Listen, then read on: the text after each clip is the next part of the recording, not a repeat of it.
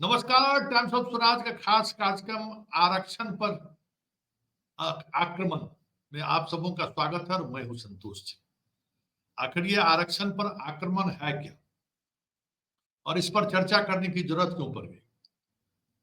जरूरत है क्योंकि सुप्रीम कोर्ट के जजमेंट के बाद जिन लोगों को सबसे ज्यादा पेट में दर्द हो रहा है उन नेताओं पर अगर गौर करेंगे तो वो वही लोग हैं जो आरक्षण की राजनीति भी करते हैं। आरक्षण की राजनीति के सहारे एक अलग तरीके की नैरेटिव भी सेट करते हैं, लेकिन अपने समाज के उत्थान को लेकर, अपने समाज की राजनीतिक महत्वाकांक्षा को आगे बढ़ाने को लेकर कभी वो सजग नहीं दिखते।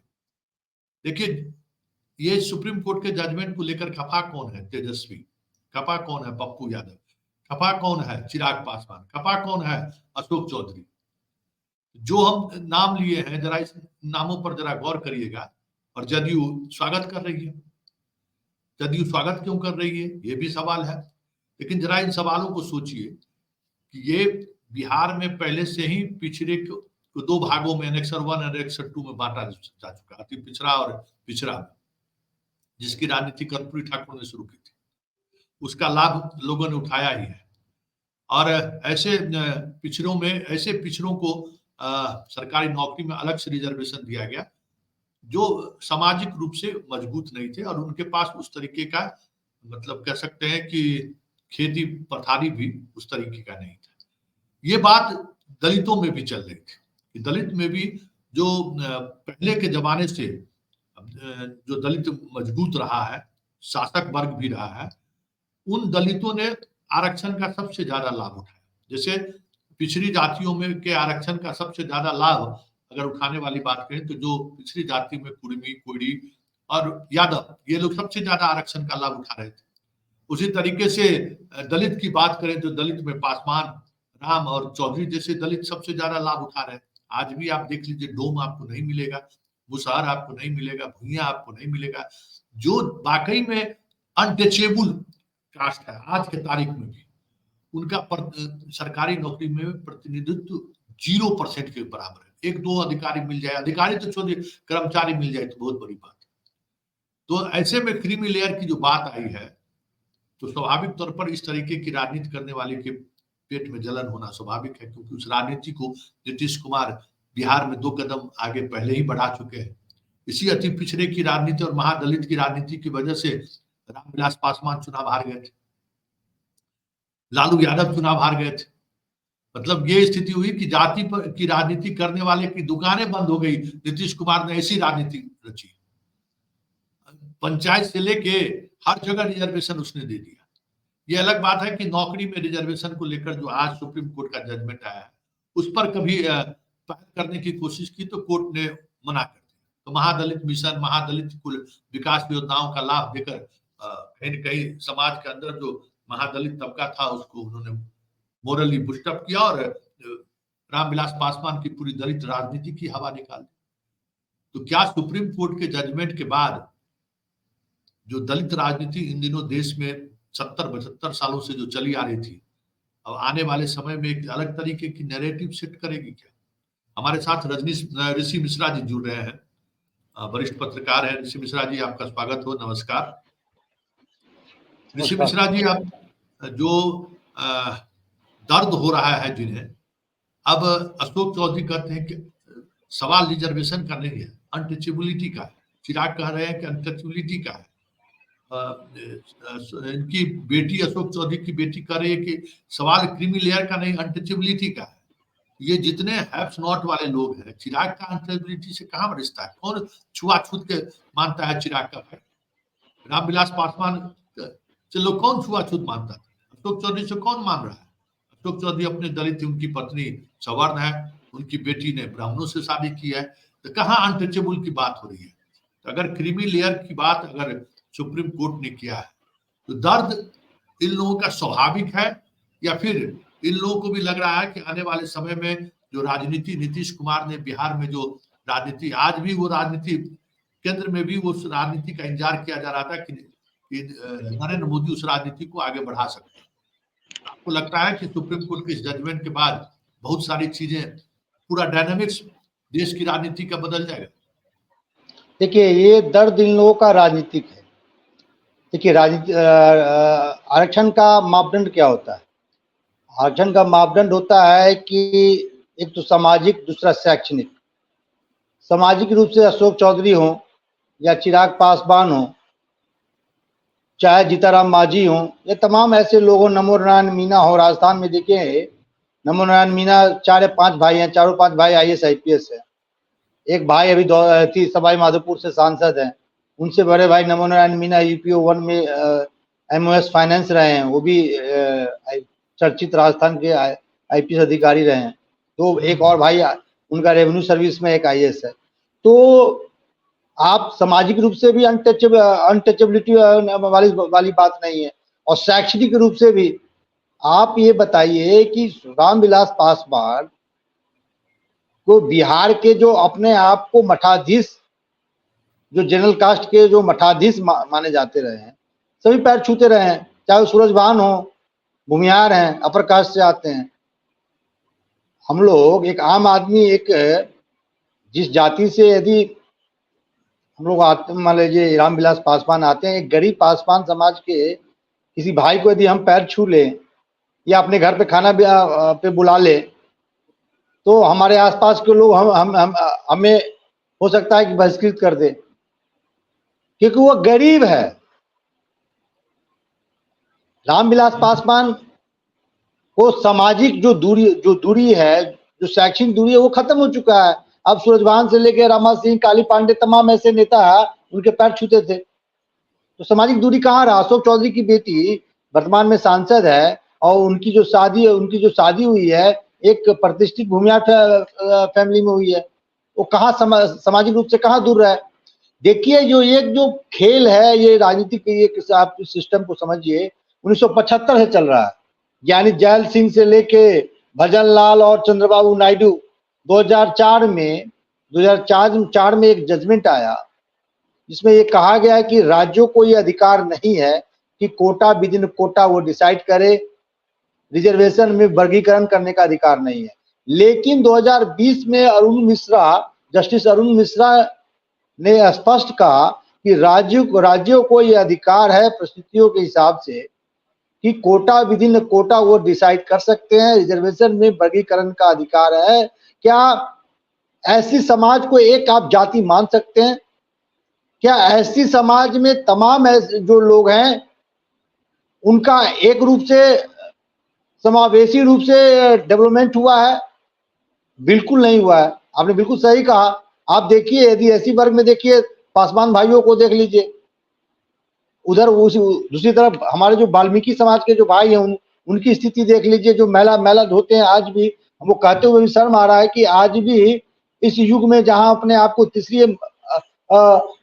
आर्थिक महाशक्ति मानते हैं, उस देश में भी हमारे भाई जो है मैला ढोने के लिए मजबूर हैं। तो समाज में जो भाई हमारे पिछड़ गए हैं, यदि उनको आगे लाने का प्रयास किया जा रहा है, तो हमारे ये जो क्रीमी लेयर में बैठे जो नेता हैं, या क्रीमी लेयर में बैठे जो सिस्टम के जो हिस्सा है, उनको दर्द क्यों होती है? उन्हें लगता है कि उनकी राजनीति भागीदारी छीन जाएगी। वो जो आज मौज मार रहे हैं, ये आप बताइए ना, रामविलास के परिवार को, स्वर्गीय रामविलास पासवान जी के परिवार को, ये आने वाले पीढ़ी को रिजर्वेशन की क्या जरूरत है? वो शैक्षणिक रूप से अपने बाल बच्चा को, चिराग पासवान के का शादी होता है, संतोष जी आदि दिया पुता होगा बिहार के भाषा में, तो उनको शैक्षणिक अधिकार देने में, पढ़ाने लिखाने में सक्षम है। सामाजिक रूप से कहाँ दूरी है? आज देखिए, कंगना रनावत उतने ही आसानी से वो लोग गले मिलते हैं। क्या एक बिहार के मुजफ्फरपुर के बोचा के रहने वाले किसी पासवान समाज के से आने वाले भाई के साथ कंगना रनावत गला मिलेगी? और यही हालत, संतोष जी, मैं आपके विषय से थोड़ा इतर एक बात करना चाहूंगा, यही हालत फॉरवर्ड में भी है, जिसको हम फॉरवर्ड कहते हैं। यदि भूमिहारों, ब्राह्मण, राजपूतों में एक भाई IAS है, दूसरा चपरासी है, तो अनटचेबिलिटी वहां भी है। आपका ज्यादा स्वागत होगा। आप यदि किसी बड़े चैनल के संपादक हैं तो आपका बहुत ज्यादा स्वागत होगा। हम इंटर्न हैं, तो भाई कोना में कहीं बैठे खिला दो। और संतोष जी हैं बेचारे, वो आज तक मान लीजिए कोई चैनल का नाम ले रहे हैं, किसी बड़े चैनल के मैनेजिंग एडिटर है, अरे भाई उनको एक सोफा, लेदर वाला सोफा मंगवाओ भाई 10,000 से कैसे, हम माला उल्ला वो गमछा भी आता है आजकल नया फैशन में। तो ये है, ये हर जगह है और मैं तो इस चीज का स्वागत करता हूं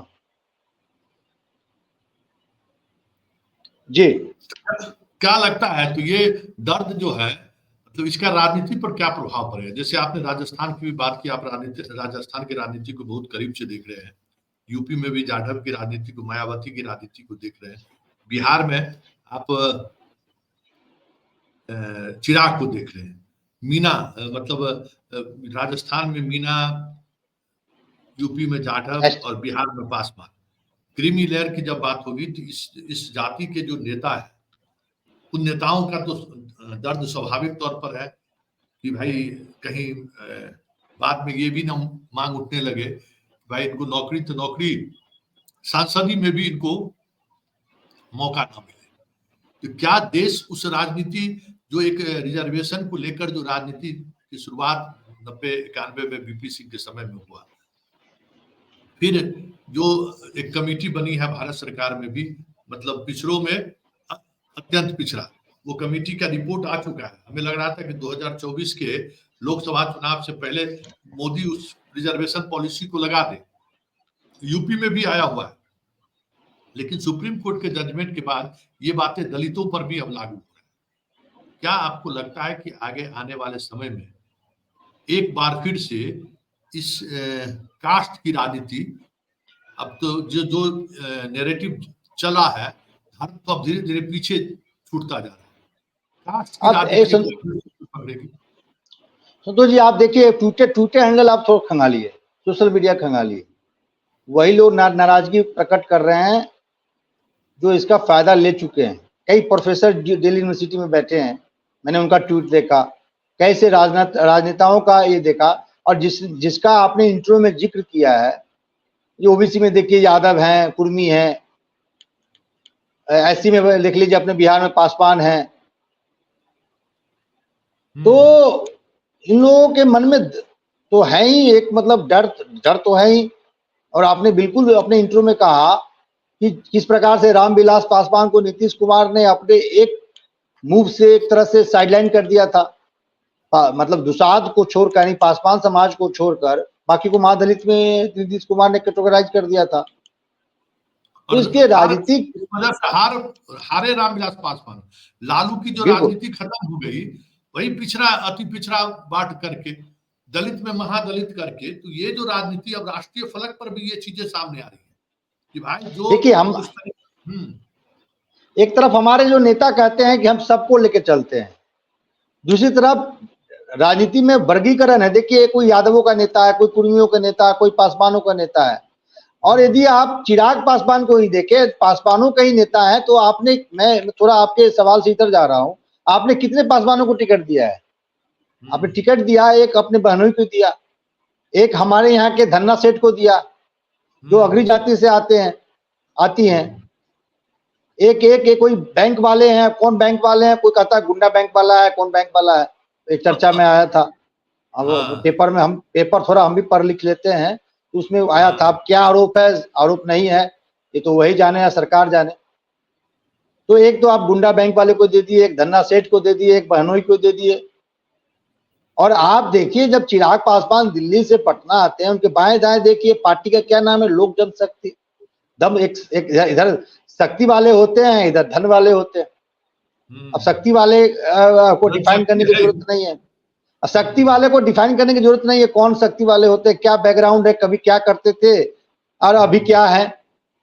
कभी अंधकार के साये में कुछ और कर देते थे, आप प्रकाश के साये में कुछ और बनना चाहते हैं, सॉरी प्रकाश के उजाले में कुछ और बनना चाहते हैं। तो ये है, और वो समाज उस व्यक्ति को हीरो बना रखा है। हमारे मोहल्ले में मेरे फादर बता रहे थे, जिस दिन चिराग पासवान ने मंत्री पद की शपथ ली, हमारे पासवान भाइयों ने मिठाइयां बांटी अपने क्षेत्र में। लेकिन उस पासवान भाइयों के लिए चिराग जी क्या करते हैं, अभी दौड़ा के मारा है बिहार पुलिस ने। चौकीदार दफ्तारों को मारा है। कितने दिन धरना पे बैठे हैं चिराग पासवान। तो ये समझने की जरूरत है। और मैं कोर्ट के निर्णय से बिल्कुल सहमत हूं। हर एक व्यक्ति को अपना हक है कि अपने अपने हिसाब से उसको एनालिसिस करे, लेकिन जहां तक मैं समझता हूं कि ये बिल्कुल सही है। समाज के उस धरे को आगे लाना है जो आज भी विकास के जो रूपरेखा है उससे महरूम है। राजनीति के मुख्य धारा में उस समाज के किसी व्यक्ति को हम लोग परिकल्पना नहीं कर सकते हैं, पार्लियामेंट में नहीं देख सकते हैं, विधानसभा में नहीं देख सकते हैं। और जो खुद एस्टेब्लिश्ड है वो परेशान तो होंगे ही, क्योंकि वो उनके हक को मार के बैठे हैं। लेकिन एक बात लाइन का खत्म करूंगा। कोर्ट ने भी इसमें राज्य सरकार को अपने राजनीतिक खेल को खेलने का मौका उन्होंने बंद कर दिया है। चेक पॉइंट लगा दिया है कि यदि आप कैटेगराइज करते हैं तो आपको कोर्ट में इसका प्रूफ देना होगा कि कैसे ये समाज पिछड़ा है, कैसे इस समाज की भागीदारी सरकारी नौकरियों में नहीं है। क्योंकि देखिए इस डिसीजन से राजनीतिक लाभ उठाने का भी प्रयास किया जाएगा। लेकिन जो जजों का जो निर्णय है, 6 जजों के संवैधानिक जो पीठ का 5-1 से जो निर्णय हुआ है, उसमें उन्होंने चेक पॉइंट लगा दिया है कि आप जो करेंगे उसका पहले हम एनालिसिस करेंगे, और यदि हमारे एनालिसिस में आपका डिसीजन सही पाया जाता है तब इस पर निर्णय दिया जाएगा। जी, एक चलते चलते एक आखिरी सवाल। देखिए जिस तरीके से चीजें उभर कर सामने आ रही है, देखिए बिहार जो है इसका उदाहरण है। कहिए कि इस आरक्षण की पॉलिटिक्स का भी लेबोरेटरी बिहार ही रहा है देश में। कर्पूरी ठाकुर अपने दौर में मतलब वो उस समाज से आते थे जो पिछड़े वर्ग में मजबूत वर्ग नहीं माना है। उन्होंने एनेक्सर 1 और एनेक्सर 2 करके मतलब पहला डिवीजन वही किए।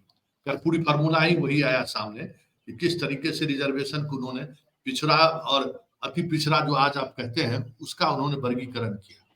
नीतीश कुमार उस राजनीति को कर्पूरी ठाकुर के मरने के बाद वो राजनीति कहीं न कहीं बिहार में ठहर सा गया था। फिर एक मजबूत पिछड़ावाद के रूप में लालू आए सामने रामसुंदर दास को हराकर, और उन्होंने उस संस्कृति को बनाए रखने की कोशिश की जिस संस्कृति को लेकर कहीं न कहीं कर्पूरी ठाकुर ने बिहार की राजनीति को बदल दी थी। तो राजनीतिक संस्कृति को बनाए रखा, तब नीतीश आए और नीतीश ने पूरे कह सकते हैं कि समीकरण को कहें, नैरेटिव्स को कहें, ध्वस्त करके रख दिया। और अभी तक तो समझिए कि लालू परिवार को मतलब जात की राजनीति करने वाले, पिछड़ावाद की राजनीति करने वाले लालू परिवार को होश नहीं हुआ है। जब साथ आए नीतीश में सत्ता में आ जाए अलग बात है, होश अभी तक नहीं हुआ है। रामविलास भी उसी झटका में जो है सो हारे भी, और राजनीतिक रूप से वो अपने सारे उस नैरेटिव्स को छोड़ना उनको पड़ा। बीजेपी के साथ आकर तो वो नैरेटिव्स को छोड़े ही ना। कॉमनल पॉलिटिक्स को लेकर हमेशा वो एक वोट से हरा दिए थे वाजपेयी जी को, और आज है कि हनुमान बने हुए हैं। तो ये जो राजनीति आने वाले समय में जो आरक्षण को लेकर एक अलग तरीके का जो आक्रमण होगा इस तरीके के नेताओं के ऊपर, क्या आपको लगता है कि आरक्षण पॉलिटिक्स एक सही दिशा की तरफ अब बढ़ चला है? बिल्कुल। आप देखिए ना राहुल गांधी का भाषण देख लीजिए पार्लियामेंट में, जाति जनगणना से लेकर और लोकसभा के जो नतीजे आए हैं, क्या हम लोग ये उम्मीद ये पाल रखे थे कि इस प्रकार का रिजल्ट आएगा? लेकिन जिस प्रकार से विपक्ष ने संविधान खतरे में है, जाति जनगणना को लेकर मुद्दे उठाए, तो कहीं न कहीं संतोष जी बीजेपी बैकफुट पे है। और मैं बिहार को लेकर भी ये कहना चाहता हूं कि यदि नीतीश कुमार जो ये 9वीं अनुसूची वाला जो मामला आया है उसको लेकर यदि केंद्र सरकार पे दबाव नहीं बना पाती है, तो एक तो कोर्ट के निर्णय से तेजस्वी यादव भी परेशान है, चिराग पासवान भी परेशान है। लेकिन दूसरी तरफ मुझे लगता है कि 9वीं अनुसूची वाला मामला यदि जल्द से जल्द इस पे यदि कोई एक्शन नहीं लेते हैं नीतीश कुमार, तो नीतीश कुमार को भी नुकसान उठाना पड़ सकता है। तेजस्वी यादव को फिर कहने का ये अवसर आएगा ना कि भाई आपके बलबूते सरकार है और हमने और आपने मिलकर रिजर्वेशन की जो सीमा है 65% और 10% जब ईडब्ल्यूएस को जोड़ दीजिए तो 75% करने का काम किया, और उसको जब अमली जामा पहुंचाना था और आपके बलबूते केंद्र सरकार चल रही है, आप नहीं करा पाए। और कल जो प्रेस कॉन्फ्रेंस में तेजस्वी यादव ने तुरंत ऑफर भी दिया है। तो आने वाले दिनों में जो रिजर्वेशन की राजनीति है, आप चाहे बिहार हो, उत्तर प्रदेश देख लीजिए, उत्तर प्रदेश में तमाम जो बीजेपी के जो घटक दल हैं, अनुप्रिया पटेल ने तो एक लेटर पब्लिक डोमेन में उन्होंने रख दिया योगी आदित्यनाथ को घेरने के लिए। हालांकि उसका अलग स्टोरी है किस प्रकार से किया गया। तो ये तो है कि आने वाले दिनों में जो रिजर्वेशन की जो राजनीति है उसका बोलबाला होगा, और जो पॉलिटिकल पार्टी इस मुद्दे को साधने में सफल रहेगी उसी के सर पे ताज होगा। चलिए, बहुत बहुत धन्यवाद ऋषि जी। चलिए, धन्यवाद। धन्यवाद। तो मतलब जो आरक्षण की राजनीति को साध लिया, समझिए उसी के सर पर ताज हो गया। और ये मौका एक बार फिर से सुप्रीम कोर्ट ने मोदी को दिया है। हालांकि 2024 के लोकसभा चुनाव से पहले ये कयास लगाए जा रहे थे कि पिछड़ों का जो वर्गीकरण के लिए उन्होंने जो आयोग बनाया है, उस आयोग की रिपोर्ट के आधार पर यूपी और देश स्तर पर उस रिजर्वेशन पॉलिसी को लागू करके जो लठैत पिछड़ा है ना, मतलब जिसको लाठी बल से मजबूत कहते हैं, जैसे बिहार, यूपी, यादव मजबूत माने जाते हैं, उनके खिलाफ जो एक अलग तरीके की राजनीति होती है, उस राजनीति का लाभ मोदी उठा सकते थे। उसी तरीके से दलित संविधान खतरे में इस तरीके की नैरेटिव सेट करने में इंडिया गठबंधन के नेताओं ने जो कामयाबी हासिल की, वो सुप्रीम कोर्ट के इस जजमेंट के बाद ऐसे मुखर दलित नेताओं को रोकने में एक बड़ा अस्त्र साबित हो सकता है। अब देखने वाली बात यह होगी कि मोदी जो धर्म की राजनीति के सहारे सत्ता में बने रहना चाहते हैं, लेकिन जिस तरीके से एक अलग तरीके की उफान भारतीय राजनीति में आने वाली है, उस राजनीति को, उस सुनामी को कैसे मोदी काउंटर कर पाते हैं धर्म के ढाल से, ये अब देखने वाली बात। चलिए, खास कार्यक्रम आरक्षण पर आक्रमण को अब खत्म करते हैं। फिर किसी नए मुद्दों के साथ हमारी आपकी मुलाकात होगी। फिलहाल हमें इजाजत दीजिए। नमस्कार।